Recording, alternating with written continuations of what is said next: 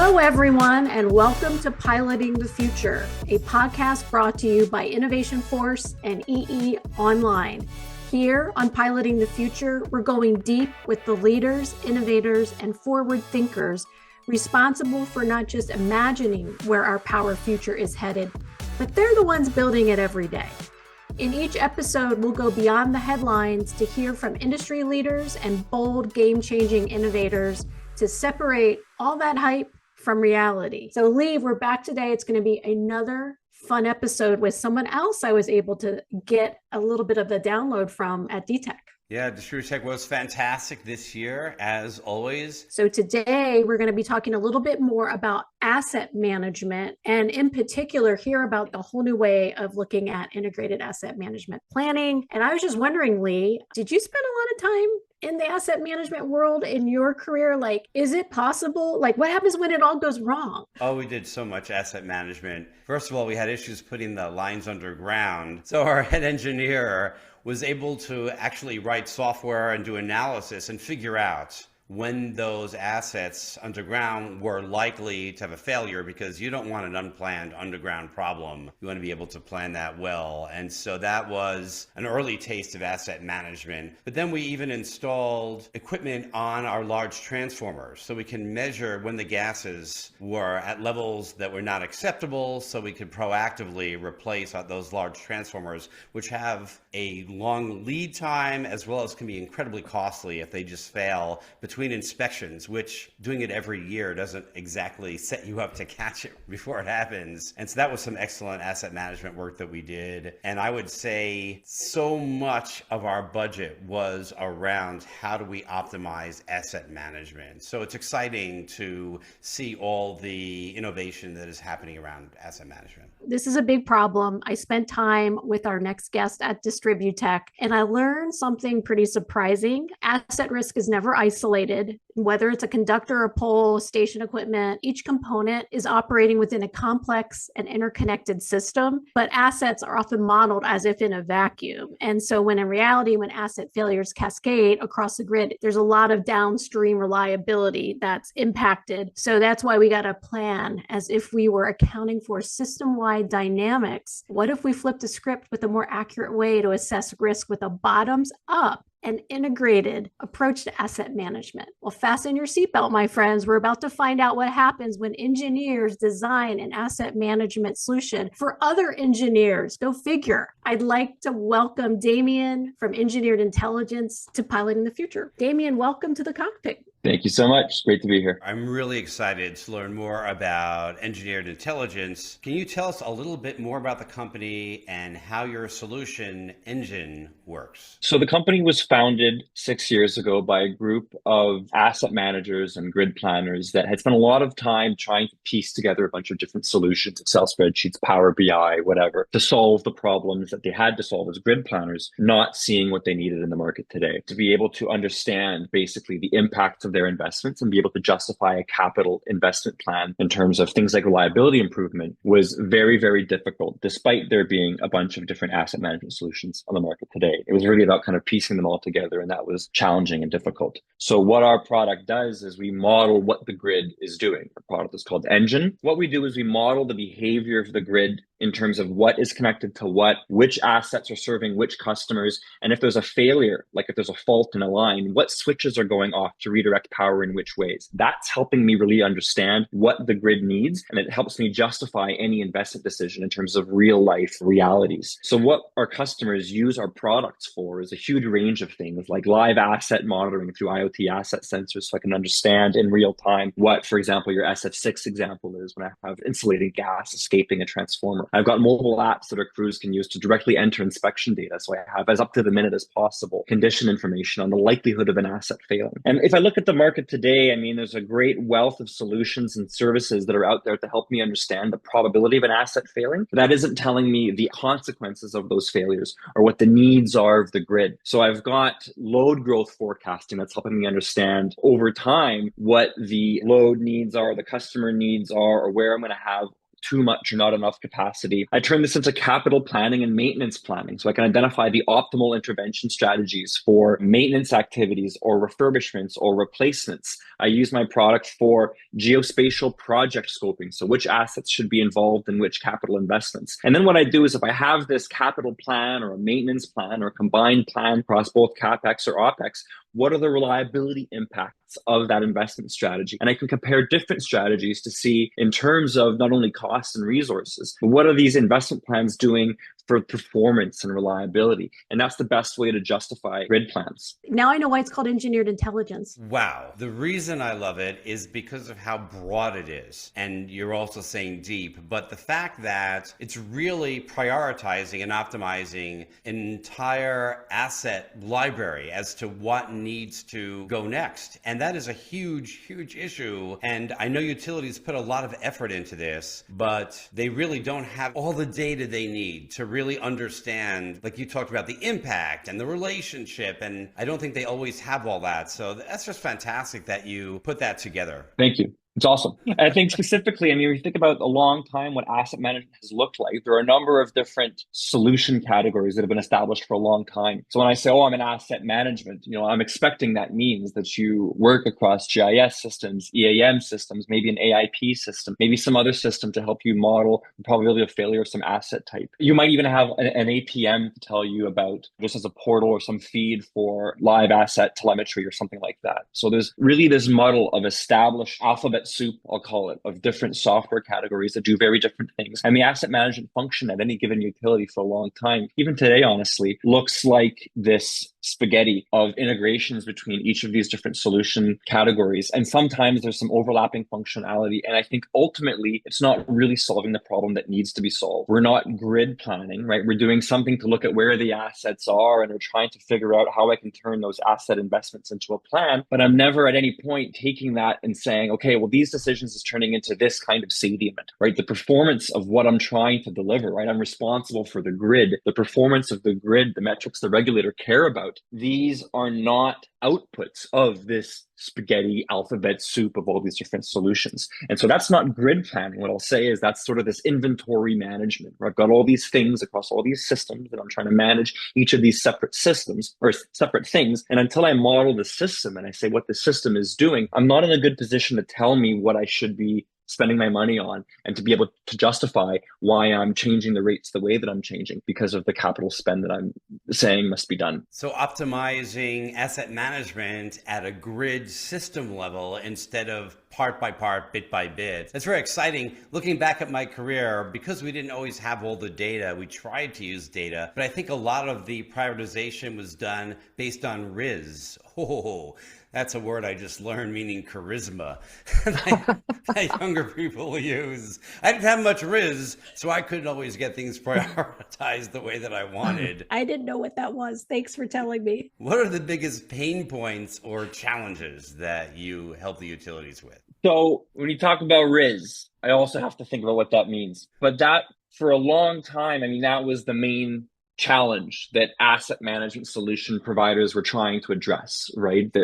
Decisions ultimately came down to boardroom discussions or fist pounding, or who had the best, relationship with decision makers, right? The best justification often, but still that was based on how they sold it. So safety always trumped everything else. If you could make an argument for safety, even if it was a teeny bit, you can move to the top of the queue. Yeah. And what I would see all the time is I say, okay, well, if it's not addressing a significant safety risk, it's not going to get prioritized. So everything would be gamified, and you'd have some risk matrix that everything will be red because everything is 10 out of 10 importance. And that, it's like when you highlight everything, nothing is highlighted, right? If everything is a 10 out of 10 score, you're not discriminating between different candidate investments. For a long time, it was really about, okay, well, let me make decisions based on value. Let me do a better job of articulating the risk that I need to mitigate and do that with greater discrimination. By that, I mean looking at the different candidate investments where I've got a real spectrum of risk mitigation rather than everything being clumped into the significant safety risk mitigation. And that's been very good, but that is the status quo that we need to move past. If I look at all these projects and I say, okay, well, I can give much more reliable, much more convincing number for a business case or a risk mitigation, I'm not quite at the point where I'm really saying, this is what the grid is doing, this is what the grid needs, and this is what these decisions are going to mean in terms of grid outcomes. When I use a risk matrix, or I'm using some kind of value framework where I'm really just looking at the asset in isolation, I'm not providing the kind of rigor that the regulator or even the ratepayers need to be able to have confidence in a judicious allocation of capital. So ultimately, the problem that I'm solving is I'm giving the regulator the confidence to be able to set a standard where they're asking utilities to be able to tell them what the impacts of this investment strategy is on customer outcomes. I'm empowering the utility to be able to not only get that buy-in from the regulator, but get that buy-in across their own organization, across diverse stakeholder groups in different asset class or asset departments, across different functions of the business or lines of business, to be able to really have confidence in, well, this is how we should be spending money. I can increase the cost efficiency. I can make regulatory filings more easily. And ultimately, I can provide better outcomes to the utility because they have better visibility into the impact of their decisions. The way you describe it as a system, it's not an asset strategy anymore. It's a system strategy. And I have an analogy. I've been spending a lot of time in doctor's offices with my dad. It's like, here's the best doctor for your heart, but here's the best doctor for, this other part and that other part. And I kept asking everyone, who's the doctor that's going to talk to me about the whole patient? Because there's a system here that we're trying to diagnose, and we're trying to trust each doctor that has their specialty, but that's impossible, to make a decision with these trade-offs. And so as you look at the anatomy of the grid as a system, as a whole body, it makes me really excited to be thinking about the potential for asset management. And I totally understand why regulators should get really excited about this, because they can look at the system as a, cross utility boundaries, as a state. Like, what is it that we, the ratepayers, the customers, we need to reap the good decisions of these risk benefits matrix, these decisions that need to happen. And so it just feels so rich. It feels so complex, and it feels like something we need that's been missing. Kim, that was a great analogy. I was once in an ER at a very significant risk of dying, and the ER doctor wanted to do something, and the heart doctor wanted to do something, and the lung doctor wanted to do something.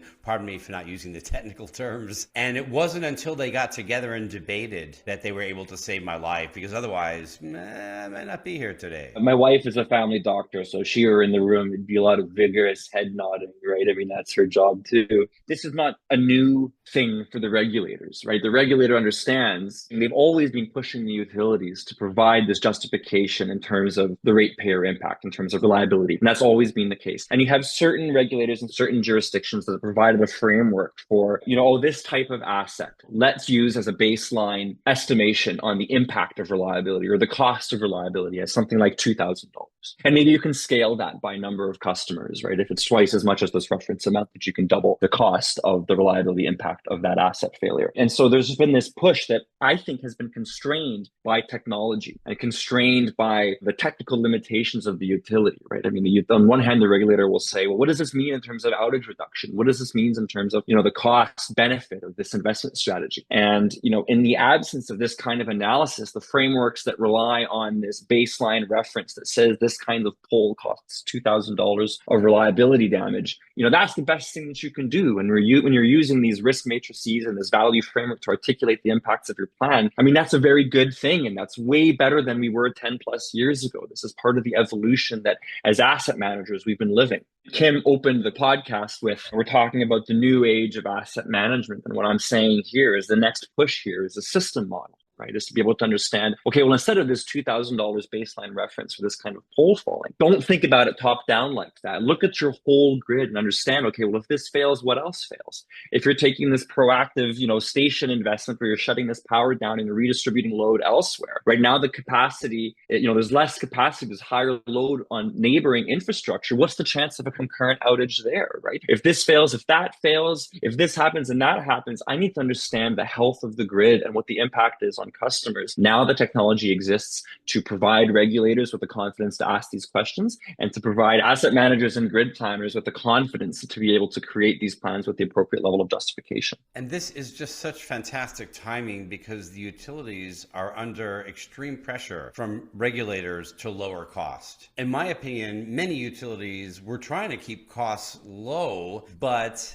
they just knew that their job was safety, reliability. They had to do it and they couldn't take that risk. So really being able to explain why they're making the investments they make at this time when rates are under such scrutiny is very exciting. It's not just the justification to be able to say, this is why I'm doing this. It's that, the please believe me, if I don't do this, then this will happen. On the other side of the coin, it's, if I want to limit the amount of capital spend increase, or if I need to do more with less, then I've identified the best possible thing to do. Absolutely. Can you talk about an exciting deployment success story? I'm always excited, and every customer excites me, right? Every time we do this, we're creating value, and it's very, very good. Right. But there's this one story that I'm working on creating content to evangelize more and communicate more loudly. And we had this one customer that I've seen this graph, we plotted it, right? If I look at their SAIDI score year over year, it was getting worse and worse and worse. And they were coming up on this threshold, right? Beyond which catastrophe looms, where I can see, every year the reliability is getting worse, costs are increasing, and I'm in a real jam here. I have to do something drastic. What do I do? Understanding that spending money in the wrong place is only going to exacerbate the problem, right? If you're not going to improve reliability and you're spending more, you've got a little less room there on your rate case. The outcome was, they bought ENGIN, they deployed it, and this is a few years ago. I can look back and I can extend this graph to the years after, and I see a beautiful pullout, basically, from worsening SAIDI to, improving SAIDI. And, obviously this is utility that's, it's a concerted effort across the business to right the ship. How arrogant it would be for me to come in here and say, I did this, right? Obviously not. But really being able to model the grid and the impacts of decision underpins much of the capital planning strategy, to be able to say, well, if I spend money in this way, or if I'm restricted in this way, and these are the outcomes, then that sure makes a lot of that easier. When you started deploying the technology, what surprised you the most? What did you learn? When I started deploying technology, not at Engineered Intelligence, but 10 plus years ago, it was really about the distinct categories, these siloed categories. You're deploying an AIP, you're deploying an EAM, you're deploying a GIS, and these are all separate. And then all these deployments would happen separately with different sponsors and different groups and different objectives and at different times. And so then it would be about, okay, well, what's connected to what? Or what data do you need? Oh, this data is available. Oh, this data is not available. Let's do a change order. Do we have a license for that? And this like a whole with the alphabet soup and the spaghetti, like all these things are connected to everything. And all of a sudden the cost, is into the hundreds of millions of dollars if I'm thinking about this transformation across all these different lines of business. And oh my God, like that's painful, that's huge, that's expensive, that's risky. And so today, I guess it's not so surprising given that, but we're not really seeing that kind of binning, right? These distinct categories as much. There's a much greater appetite for these holistic solutions, the family doctor, right? Having someone come in here and say, okay, well, here's the solution that's going to,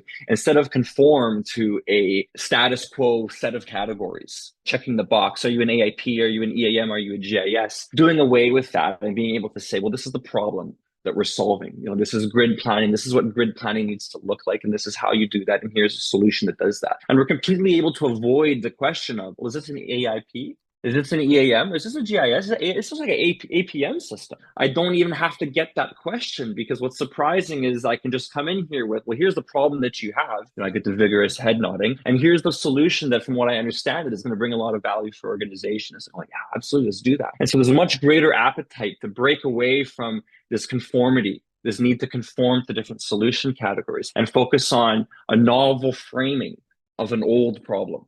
So you used a lot of acronyms there, and I don't blame you. So would I. So if you were going to explain this to a regulator or a utility executive who doesn't know all the details, or a customer, which is incredibly important, how would you explain it in a way that they would understand? Well, first, I would be delighted to throw away all the acronyms, because I would say that they're not relevant. I would say that the utility is using ENGIN to be able to articulate the impact of asset risks and investments on grid performance and customer reliability. So the regulator is going to say, oh, wow, okay, great, that technology exists, right? And the customer might say, what? I still don't get it.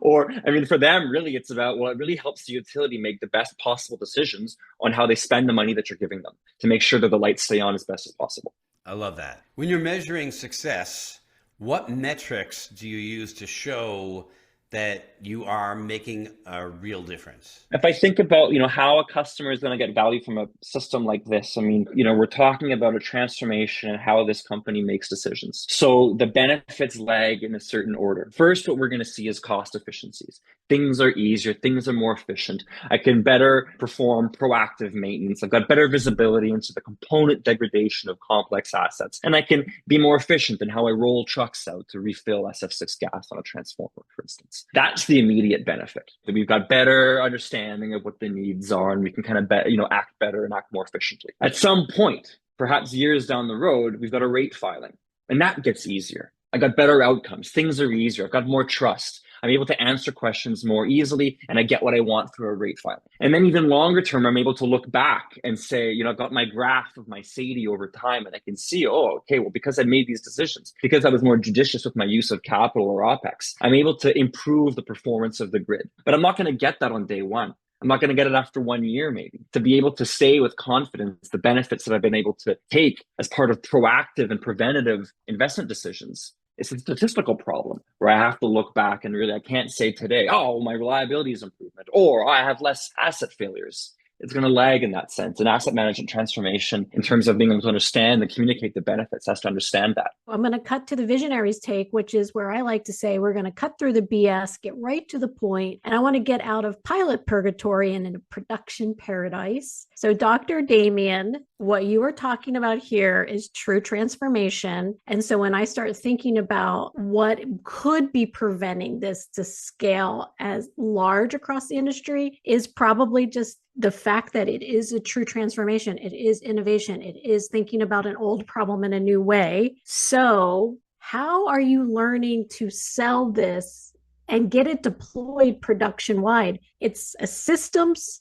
approach that you're taking, which means it's going to involve a lot more people, and assets do take time. So how are you able to get this great new way of doing asset management deployed at scale, and how can we help? So we've got very good confidence in the alignment between our value proposition and the problems that utilities have today. And that comes from all the way back to the founding of the business, where our founders are engineers and we're grid planners and asset managers for utilities. And so they lived this life 6+ years ago. That was their everyday job, and they knew what problems they had today. And so they built a solution to solve those problems. That's in contrast to other asset management vendors that come from a software world, or they latch onto a problem and they try to solve it. And there's this sort of convincing that needs to take place for the utilities to believe that, these people know what they're talking about, or this is the problem that needs to be solved. And so for those companies, their challenge is really on educating, convincing their buyers that there's this problem that they have, or that, this is indeed the solution to your problem. And at Engineered Intelligence, there is this great luxury we have in having that de facto met, right? We know that this is the problem. So as soon as we can say, okay, you need to be able to model the grid and understand the system's impact of these decisions and how failures will cascade across the network and how redundancy is impacted, et cetera, you're talking their language. They're thinking, I've been trying to solve this problem. The regulator's been telling me I need to do that, or this is what I've been trying to build. The luxury that we have is that we can present this problem with confidence and see very, very immediate enthusiasm. The challenges that we have in terms of being able to get this adopted at scale, first off, is that we're not a startup. It's not like we need to convince the first person to dive into a pilot. We've got, enough large customers today that there's validation and there's references, and yes, this works, but there's still a lot of growth for us to take on. And through that growth, the first thing is convincing and showing people that this technology exists. That if if I'm telling you to look at the system and to make decisions based on the impacts of your decisions on grid performance, I can show you that. And this is what that looks like. And so I do that and I show that. That's a very, very good thing. But I think the bigger barrier for us, not that it's a humongous barrier, a show-stopping barrier, but it has to do with the organizational inertia. You're changing something that's been set into a way for a very, very long time. And to overcome that, you need to have buy-in in the right parts of the organization. You need to have a vision for adoption and how I'm going to get value and how I'm going to implement this and who it's going to impact and what the future needs to look like. There's a kind of change management, an organizational strategy that has to come along with these kinds of adoptions that is made much easier once you can empower this person who sees the solution and says, oh, this is exactly what I've been needing. I didn't know it existed. And on that note, I will definitely plug the work that we're doing with the Association Edison of Illuminating Companies, AEIC, because they are taking this approach of what are the top 10 challenges we need to solve. Asset management is number 2 on our top 10 list for the year, but they're actually taking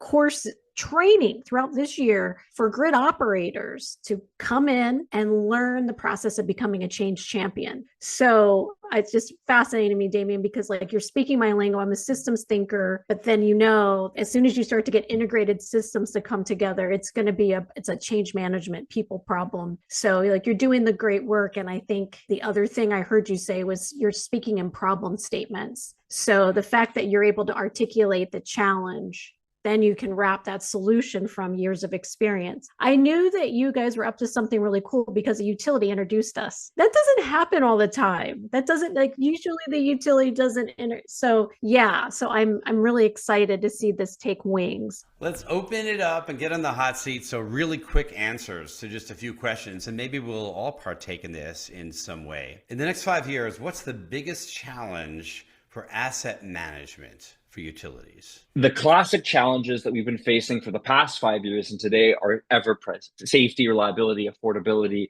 increasing climate threats, all of that. Many of these things, especially as the infrastructure gets older, is going to be harder. But I think a big challenge that we're going to have is the temptation to use AI tools and to be able to justify their outputs.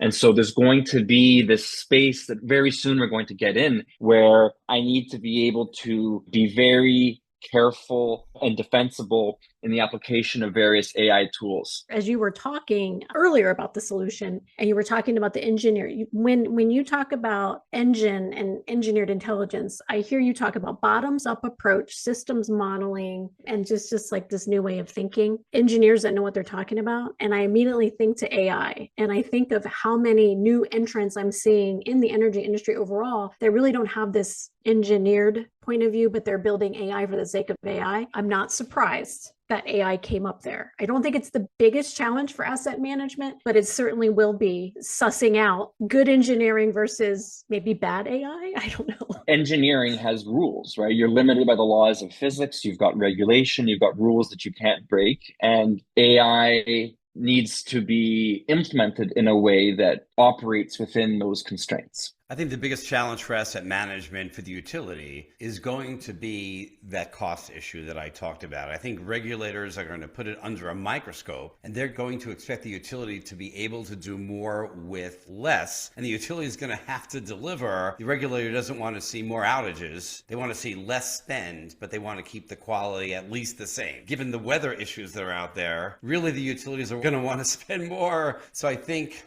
asset management and justification and reduction is going to be huge. That is the biggest one. I think I'm bringing up an important and interesting challenge, but I mean, I think you're right. We could beat the AI data center and load forecast drum, right, to say that we're adding capacity more often or faster than we can add it. Absolutely. But maintaining cost effectiveness will certainly be the biggest challenge as that happens. And the last hot seat question that I'll ask, in 5 years, what's the biggest challenge for utilities in general, not just in asset management?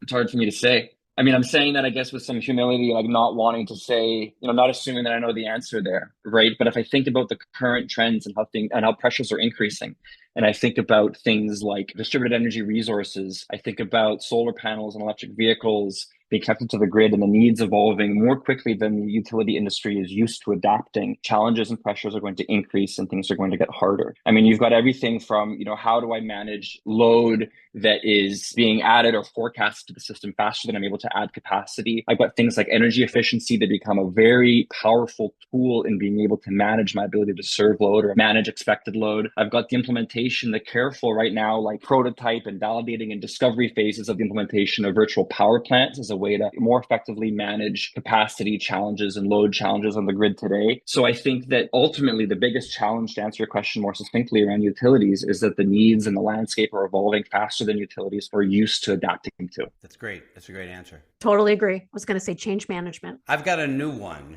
It isn't the biggest, but it's a big one that we've never talked about. And that is rate cases. Because I believe AI will be able to not only do the thing that everybody's thinking about, utilities, if they're allowed to, they can leverage AI to write rate cases so much quicker than they can today and be really accurate and have great data behind them. So I really see AI helping utilities deal with rate cases, but even bigger, regulators. Regulators can suddenly put the rate case through AI and say, is this right? Do we agree with this? And they can even ask potentially, maybe it's work product and they can't, but potentially they could ask the utility, hey, what data did you put in? And we'd like to understand that data and we'd like to put it in and see what we get out and make assumptions. So I think AI is really going to change how rate cases are argued, discussed, settled between utilities and regulators and interveners. That is a great use case. Yes.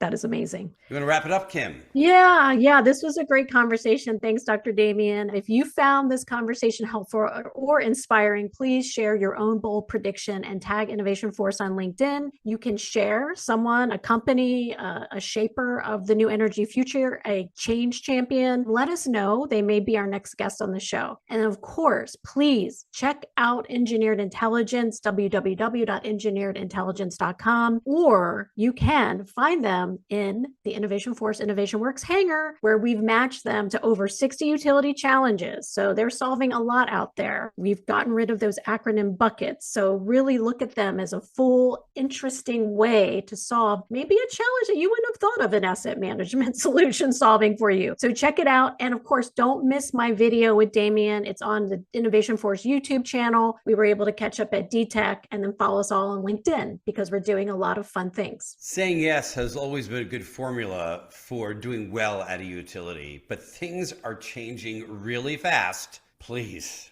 to survive, innovate. Happy innovating.